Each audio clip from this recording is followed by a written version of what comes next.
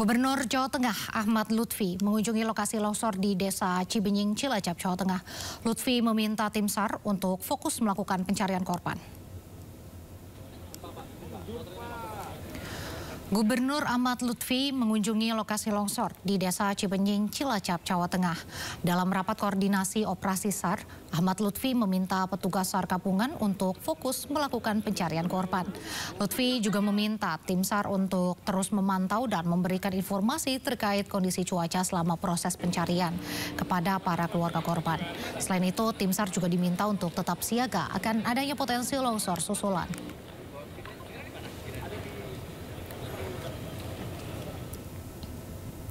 Pemirsa, 13 orang tewas akibat longsor di Cilacap, Jawa Tengah. 11 orang masih dalam pencarian. Detik-detik menegangkan saat banjir bandang menerjang lokasi longsor Cilacap. Sejumlah warga pun panik berusaha menyelamatkan diri dari terjangan banjir.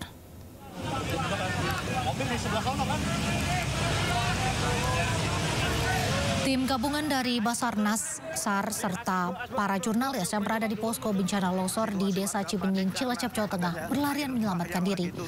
Hal ini mereka lakukan usai terdengar suara gemuruh dari bukit tempat lokasi longsor terjadi. Suara gemuruh air bah ini terdengar dari jarak sekitar 3 km. Selain petugas, ada juga ratusan warga Desa Cibenying yang panik dan ikut menyelamatkan diri ke arah kota. Begitu kencang. Berapa kilo dari suara gemuruhnya dari lokasi yang dengar Bapak tadi kira-kira? Ya sekitar 1,5 kilo. 1,5 kilo? 1,5 kilo. Gede banget suaranya? Iya, suaranya gede banget.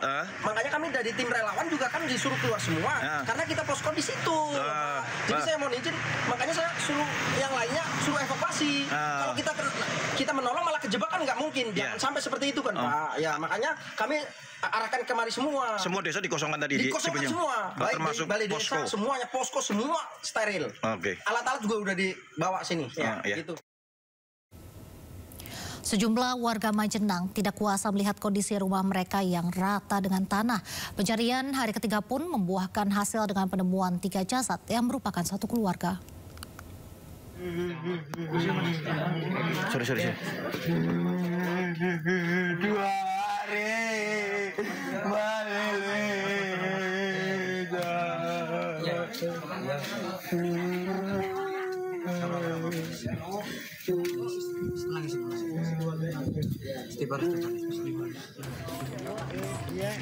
Seorang warga menangis histeris melihat rumahnya rata dengan tanah. Selain rumah, Sandi, warga yang histeris ini tak kuasa memikirkan nasib keluarga lainnya yang masih tertimbun. Tim SAR pun berusaha menenangkan Sandi. Selain itu, kerabat Sandi juga pingsan dan langsung dibawa ke rumah sakit karena kondisinya yang masih trauma dan syok. Menurut Ketua RT setempat, keluarga Sandi dan kakaknya masih belum ditemukan. Sulitnya medan dengan ketebalan material tanah longsor mencapai kurang lebih 15 meter menyulitkan proses evakuasi. Yang 2 itu masih saudara. Ya, adik kakak. Hari juga dia sempat dirawat. Ya, alhamdulillah kondisinya udah memulih. Boleh pulang. Hingga saat ini proses pencarian korban masih terus dilakukan. Dari Cilacap, Jawa Tengah, Heri Susanto, Anyus melaporkan. Dan pemirsa, untuk mengetahui informasi terbaru terkait dengan pencarian korban, kita sudah terhubung dengan rekan Hendri Aprila di Desa Cibenying, Cilacap, Jawa Tengah. Selamat sore Hendri, bagaimana proses pencarian hari ini? Ya, selamat sore. Untuk saat ini proses evakuasi di hari keempat, Raisa dan juga pemirsa, di mana sedikitnya kalau memang terakhir informasi yang kami terima, ada satu body part yang ditemukan di Dusun Tarukahan, dan kemudian juga sejumlah alat berat ini juga ditambahkan menjadi 23 buah. Dan sedikitnya juga juru kamera kami akan menunjukkan bagaimana kondisi terkini.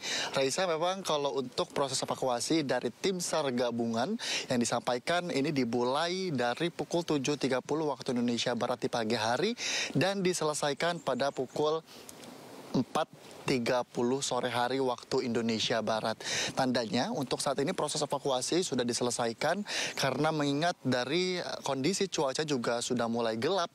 Bahkan memang kalau memang turun hujan pun ini akan dihentikan di jam siang maupun di jam sore. Karena mengingat terjal dan juga lokasi dari titik bencana ini longsor yang terjadi di kawasan Desa Cibenying, kawasan Kabupaten Cilacap, Jawa Tengah, yang kemudian ini cukup berbahaya dalam kondisi yang kami lihat.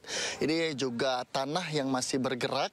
Kemudian juga disampaikan tadi oleh Gubernur dari Jawa Tengah bahwa potensi dari longsor susulan pun bisa terjadi dan tentunya terus diantisipasi dari setiap evakuasi yang dilakukan.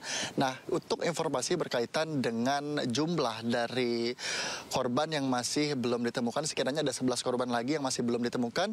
Secara total ini ada 47 korban ataupun 47 orang yang terdampak dan 23 warga ataupun orang ini sudah berhasil dievakuasi dengan kondisi selamat. Adapun juga sejumlah warga yang terdampak ini juga sudah dialihkan ke pos evakuasi, namun ini lebih dominan kepada warga yang memilih mengevakuasikan mandiri ke tetangganya maupun ke rumah keluarga yang masih berada di kawasan Kabupaten Cilacap, Jawa Tengah. Dan kemudian Raisa dan juga pemirsa, tentu dalam proses evakuasi ini juga ini sudah menggunakan alat berat dan juga ditambahkan menggunakan anjing pelacak untuk mempercepat dan juga mempermudah proses evakuasi dan penemuan jenazah. Tentu kita akan tunggu bersama-sama bagaimana proses evakuasi yang dilakukan di esok hari nanti, pagi hari, dan biasanya di sore hari nanti akan disampaikan berkaitan dengan proses evakuasi dan juga evaluasi tim SAR gabungan yang digelar di pos BNPB. Sementara Raisa. Baik, semoga 11 korban akan segera ditemukan. Terima kasih Henry, laporannya langsung dari Desa Cibenying, Cilacap, Jawa Tengah. Selamat bertugas kembali. Terlibat kasus prostitusi online jaringan internasional, 2 wanita asal Uzbekistan ditangkap petugas imigrasi Jakarta Barat. Kedua warga negara Uzbekistan ini memasang tarif $900 Amerika atau sekitar 15 juta rupiah. 2 wanita warga negara Uzbekistan ini diamankan dari sebuah hotel di Jakarta Barat usai terlibat prostitusi online jaringan internasional melalui aplikasi kencan. Dari tangan pelaku disita alat kontrasepsi, bukti percakapan, paspor, serta uang tunai 30 juta rupiah.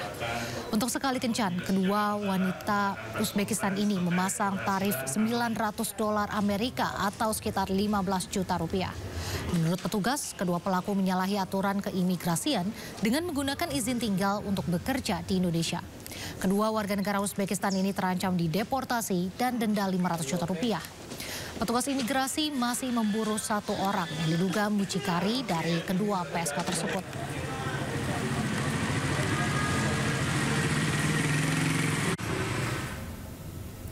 Belanda dan Amerika Serikat menolak kiriman sepatu kets buatan Indonesia yang terkontaminasi zat berbahaya radioaktif cesium-137.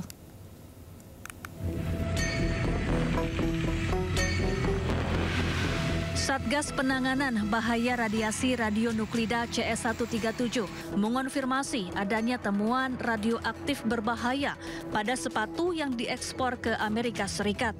Sepatu olahraga ini berasal dari pabrik di Cikande, Serang, Banten.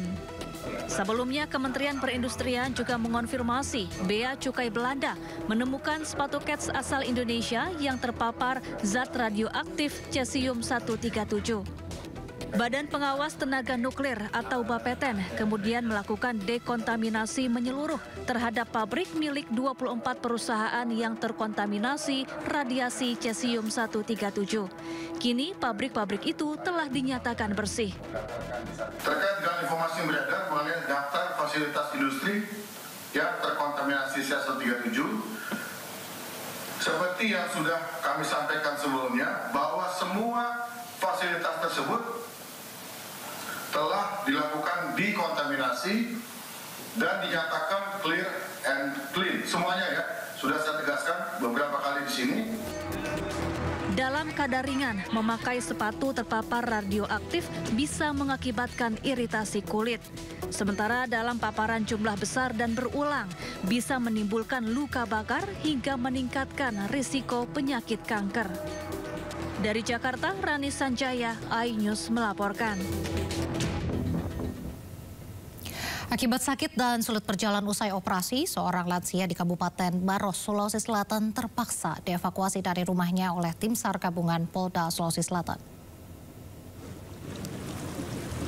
Tim SAR gabungan Polda Sulsel bersama pemerintah desa berupaya menerobos genangan banjir setinggi 60 cm untuk mengevakuasi seorang wanita lansia dalam kondisi sakit dan terkepung banjir di dalam rumahnya di kawasan perumahan Moncongloe, Kabupaten Maros, Sulawesi Selatan. Keluarga kemudian memanggil petugas karena khawatir banjir terus meningkat, lalu mengevakuasi lansia tersebut dari genangan banjir untuk dibawa ke rumah keluarganya di Kabupaten Goa, Sulawesi Selatan.